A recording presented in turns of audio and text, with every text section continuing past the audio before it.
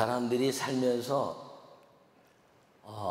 많은 염려를 가지고 사는 것 같지만 순간순간 판단해야 될 판단은 무엇을 먹을까, 무엇을 입을까입니다. 외출할 때 무엇을 입을까 순간적으로 판단해야 되고, 때가 되면 무엇을 먹을까 그 판단이 우리 인생의 많은 부분들을 차지하고 있습니다. 그런데 이제 발전하지 못한 지역이나 또 후진국에서보다도 선진국일수록 음식을 만드는 시간이나 또 먹기 위한 데코레이션을 하는 시간이 훨씬 더 길다는 것이죠.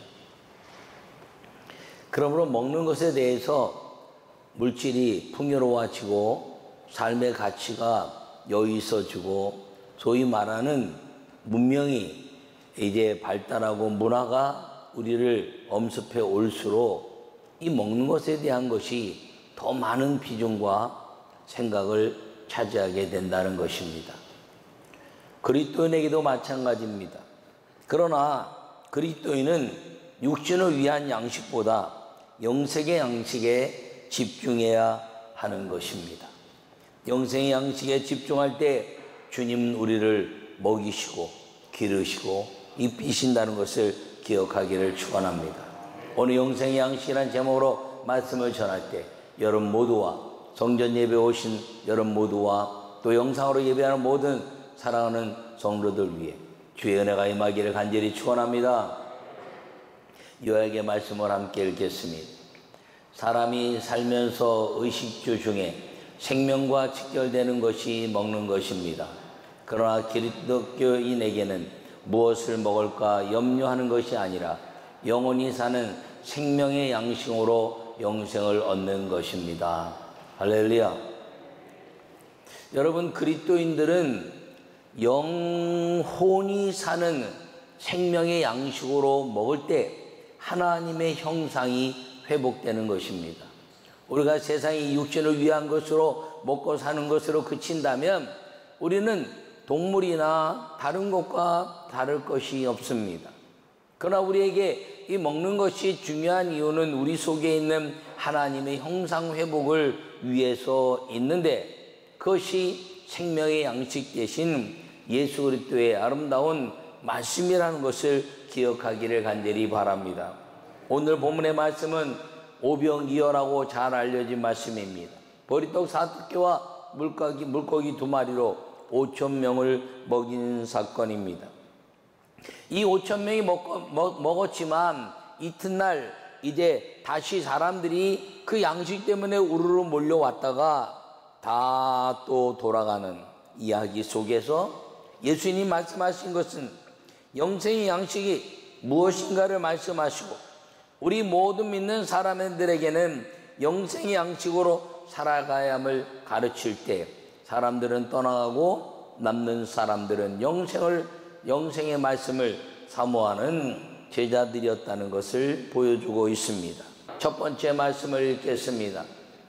생명의 떡이신 예수님이 마귀를 이기는 영생의 양식입니다. 할렐루야. 오늘 이제 말씀하시기를 살리는 것은 영이니 육은 무익하니라. 내가 너에게 이런 말은 영이요 생명이라. 이렇게 말씀합니다. 이 앞에서 예수님이 말씀하시는 것은 이제 생명의 떡이 본인이라 말씀하고 있습니다. 예수님이 이 땅에 오신 목적은 마귀를 이기려고 오셨습니다. 왜냐하면 이 마귀로 인해서 하나님의 형상이 무너지고 그리고 우리의 눈과 마음과 영이 닫혀서 하나님을 만날 수 있는 방법을 막아버렸기 때문인 것입니다. 에덴에서 하나님 형상대로 창조된 그 역사를 따라서 하나님과 함께 동행하며 살도록 만드신 그 은혜를 마귀가 말씀을 어기게 하고 말씀을 왜곡시킴으로 말미암아 하나님을 닮아가는 것을 막아낸 그 이유 때문에 예수님이 이 땅에 오셔서 생명의 떡이라 말씀하시고 생명의 음료라 말씀하시고 이 떡을 먹는 자들에게는 영생이 있다고 하시면서 영생의 말씀으로 마귀가 무너지는 그 역사를 보여주신 예수님이 영생의 양식인 것을 기억하기를 간절히 바랍니다. 예수님은 오셔서 영적 싸움으로 마귀와 대적하는 사람들에게 떡을 주신 것입니다. 그리스도인은 예수님을 믿음과 동시에 모두가 군사가 되는 것이고 마귀와의 싸움이 시작되는 것입니다. 여러분, 우리는 다 십자가의 군병이라 이렇게 말합니다. 이유는 무엇이냐면 우리 하나님의 영상이 회복되면서 마귀가 우리를 공격해 오기 때문인 것입니다. 마귀가 공격해 오는 것들을 어느 누구도 막을 수 없습니다. 우리는 다 질 수밖에 없고 마귀에게 끌려갈 수밖에 없지만 생명의 떡이신 예수님의 말씀을 우리 안에 가질 때 마귀는 두려워 떨고, 그리고 우리는 영생의 양식으로 마귀를 이기게 된다는 사실을 기억하기를 바랍니다.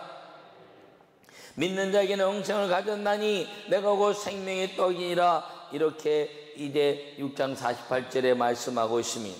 또 말씀하시기를 난 하늘에서 내려온 살아있는 떡이니 사람이 떡을 먹으면 영생하리라. 내가 줄 떡은 곧 세상의 생명을 위한 내 살이라. 할렐루야.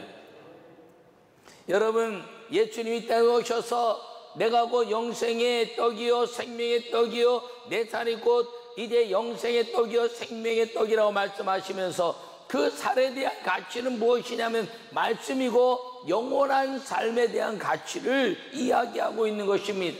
살이 붙어 있어야 살아있는 것이지요, 뼈만 있다면 살아있는 것이 아닙니다. 에스골 골짜기에 생명의 바람이 올 때 뼈와 뼈가 이게 연결이 되고 그 다음에 또 명령들이 살이 붙어서 군사가 되는 것처럼 살이라는 것은 살아있다는 것을 말씀하는 것입니다.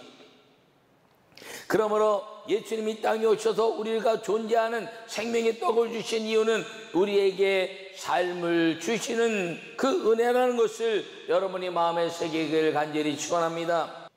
마귀는 예수님을 통해서 유혹했습니다. 그리고 저 광야에 돌들로 떡을 만들어라 이렇게 말했습니다. 돌들로 떡을 만들었대. 떡이 떨어지면 사람들은 돌아가 버리고 예수님이 메시아인 것에 대한 관심이 없어지는 것을 통하여 마귀는 예수님을 실패자로 또다시 만들려고 했지만 예수님은 전능하신 성령의 능력으로 마귀의 생각을 깨뜨리시고 사람이 떡으로 살 것이 아니요 하나님 입에 나오는 모든 말씀으로 살 것이라고 마귀에게 선언하시고, 오늘 이 오병의 기적을 통해서 마귀에게 봐라, 네가 이야기한 것이 틀렸다라는 선언이 오늘 말씀인 것을 기억하기를 축원합니다. 오병에 통해서 수만 5천 명의 사람들을 먹였습니다. 유다 광야에 돌들로 떡을 만든 것처럼 수많은 사람들이 와서 그 베세다 광야에서 떡을 먹었습니다. 그리고 예수님이 이제 헤어졌다가 그 다음날 이튿날 모였을 때 사람들이 또다시 몰려오기 시작했습니다. 예수님이 하신 말씀이 너희가 하나님의 말씀이나 영생에 대한 가치가 아니라 이제 떡을 먹으러 왔구나 라고 이야기하자 그때 모든 사람들이 오늘은 떡을 주지 않는구나 라고 생각하고 제자 중 많은 사람들이 떠나가고 다시 그와 함께 다니지 아니하더라 라고 66절에 말씀하고 있습니다. 마귀에게 선언하신 것이죠. 마귀야, 봐라, 내가 5천 명을 이 보리떡 5개 물고기 2마리로 먹였지만 이들이 내 제자가 되고 내 삶을 통해서 여호와 하나님을 만나는 거룩한 삶의 이 역사는 이루어지지 않는다고 선언하는 것입니다. 마귀야, 네가 틀렸다. 내가 광야에서 너에게 많은 모든 돌로 떡들을 만들지 않음으로 말미암아서 너는 이제 영원히 나를 무너뜨리지 못하는 실패자가 되었고 나는 생명의 떡이요 영생의 양식이고 내가 말하는 것이 하나님의 말씀이므로 이제는 이 하나님의 말씀을 믿는 자들이 아니고서는 나의 제자가 될 수 없고 육신에 먹고 마시는 것에 의해서는 언제나 흩어질 수 있는데 영생의 말씀을 갖는 자들만이 나와 함께 하나님의 형상을 회복해내고 믿음에 대한 가치를 이루는 하나님의 사람이 될 수 있는 것을 보라라고 선언해내는 마귀를 완전히 묶으시고 그리고 승리케 하시는 예수님의 승리의 선언이라는 사실을 기억하기를 간절히 축원합니다. 생명의 떡이 예수님이란 것입니다. 예수님이 마귀를 이기는 그 모든 것이 영생의 양식인데, 영생의 양식이 생명의 떡이요, 생명의 떡이 하나님의 육신으로 오시는 예수님이요, 예수님의 아름다운 그 생명의 떡이 되는 것은 그 입에서 나오는 하나님의 말씀이라는 사실을 기억하기를 간절히 축원합니다. 다 흩어졌지만 제자들에게 물으셨습니다. 너희도 가려느냐? 그때 시몬 베드로가 주여 영생의 말씀이 여기 계시니 우리가 누게로 가오리까? 라고 말합니다. 육신의 양식은 주님과 함께할 수 없으나 영생의 양식은 주님과 함께함으로 말미암아 마귀를 이기는 하나님의 말씀을 가지게 되는 것입니다. 베드로는 그 일을 통해서 영생의 말씀을 깨달은 자가 예수님과 함께 남는 것임을 마귀에게 보여준 것입니다. 예수님은 수많은 무리를 통해서 다 구원받기를 원하십니다. 예수님은 모든 사람, 하나님 모든 사람을 구원받기를 원하며 하나님 아는 것을 원한다고 말씀하고 있습니다. 그러나 마귀를 이기는 하나님의 역사의 사람은 어쩌면 오늘 이 생명의 양식에, 생명의 떡에 자기의 온 모든 것들을 걸고 영생의 양식이 되기로 결심하고 고백한 한 사람일지 모릅니다. 오늘 5,000명이 이 모든 양식을 먹고 다 흩어졌습니다. 그러고 제자들에게 말했습니다. 그 한 사람이 베드로였습니다. 영생의 말씀이 여기 계시니 우리가 누게로 가오리까? 마귀를 이기는 것은 영생의 양식입니다. 주님과 함께 할 때 마귀를 이기는 것입니다. 왜요? 주님과 떨어지면 영생의 말씀을 이제 듣지 못하니까 마귀에게 유혹받게 되어 있습니다. 베드로가 탁 붙어서 예수님과 함께 했을 때 그는 수제자라 말했습니다. 근데 오늘 말씀하고 있는 시몬 일의 아들 유다는 그가 마귀다 이렇게 말합니다. 왜요? 그는 언제나 예수님과 한 발짝 떨어 있었고 예수님을 바라면서 비판의 눈을 가지고 있었고 이제 그 많은 물질을 왜 가난한 사람들에게 주지 않냐고 말하는 그런 예수님을 비방하는 사람. 여러분, 자기 입술에 비방을 가지고 있는 사람들은 예수님을 비방하는 사람들이란 것입니다. 코로나19에 교회가 어떻다 저떻다 하는 것이 세상입니다. 그러나 믿음의 사람들은 우리가 하고 있는 일이 얼마나 아름답고 얼마나 이제 정성을 다하여 우리 스스로 이 모든 방역을 통해서 세상에 그리스도 이름이 왜곡되거나 이제 잘못 알려지지 않기 위해서 헌신하는 것이 교회이고 여러분들의 수고인데 그 수고를 통해서 감사하고 격려하고 노력한 것에 아름다운 고백이 이루어질 때 이 예수 그리스도의 영생의 역사는 이 교회 안에서 일어나는 것임을 기억하기를 바랍니다. 간혹 실수가 일어나는 잘못된 것이 있긴 하지만 교회가 왜 이러는가라고 손가락질하고 잘못됐다고 말하는 것은 세상에 있는 사람들이 그렇게 해야지 교회에 있는 믿음의 사람들은 서로 격려하고 힘을 합치고 아버지께 영광을 돌리는 생명의 떡 예수님의 형상을 닮아서 온유와 겸손으로 격려와 십자가의 사랑을 나눌 수 있어야 한다는 사실을 기억하기를 바랍니다. 왜 그리해야 되나요? 마귀를 이기기 위해서입니다. 이 땅의 모든 영적인 싸움 그리고 그리스도인들을 무너뜨리려고 하는 것들은 창세기부터 지금까지 마귀와의 싸움이었습니다. 마귀를 이길 수 있는 방법은 오직 하나뿐인 걸 기억하기를 바랍니다. 예수 그리스도요 생명의 떡이요 하나님의 말씀이 유일한 승리의 비결이라는 것을 기억하기를 간절히 축원합니다. 하나님의 말씀을 지킴으로 예수 그리스도의 은혜가 우리 안에 임하고 그 말씀이 생명의 떡 양식이 되어서 하늘과 땅의 권세로 마귀를 이기는 위대한 하나님의 약속된 은혜와 복을 누리는 믿음의 성도들이 되시기를 간절히 축원합니다. 두 번째 말씀을 읽겠습니다. 영생의 말씀이 양식이 될 때 세상을 이기는 능력의 힘이 됩니다. 할렐루야. 주여 영생의 말씀이 주께 있사오니 우리가 누게로 가오리까라고 68절에 베드로는 말하고 있습니다. 또 18절에서는 하늘에서 내려온 떡이니 이 떡을 먹는 자는 영원히 살리라 이렇게 말하고 있으니 이 세상에는 능력이 필요합니다. 권력이나 또는 어떤 지식이나 또 건강이나 이런 것들이 능력의 한 부분이기도 합니다. 그러나 세상은 이 그리스도인들에게 있어서는 영적 싸움입니다. 그러므로 영적 싸움을 행하는 사람은 영의 양식인 말씀으로 성령의 무기인 전신갑주를 입어야 하는 것입니다. 마귀는 우리가 무엇을 가졌는가에 관심이 없습니다. 왜요? 그것은 자기가 다 이길 수 있기 때문이죠. 지식도 마귀가 이기고 건강도 마귀가 이기고 이제 물질도 마귀가 이기고 환경도 마귀가 다 이길 수 있습니다. 그런데 이길 수 없는 것이 무엇인가요? 하나님의 말씀으로 입은 전신갑주의 성도는 이길 수 없는 것입니다. 에베소 6장에서 말씀하시기를 마귀를 대적하라. 그리고 하나님의 전신갑주를 입으라 말씀합니다. 이 전신갑주를 이제 하나님의 능력으로 권능의 능력이 되게 하는 것은 무엇인가요? 그것은 무시로 성령 안에서 기도하라 하는 것입니다. 나는 여러분 모두가 예수님이 기도하셨던 것처럼 하늘의 말씀을 듣고 기도하셨던 것처럼 우리가 하나님의 말씀을 받고 기도할 때 우리는 이 세상을 이기는 능력의 하나님의 사람이 된다는 사실을 기억하기를 축원합니다. 그것이 세상을 이기는 능력이 된다는 것입니다.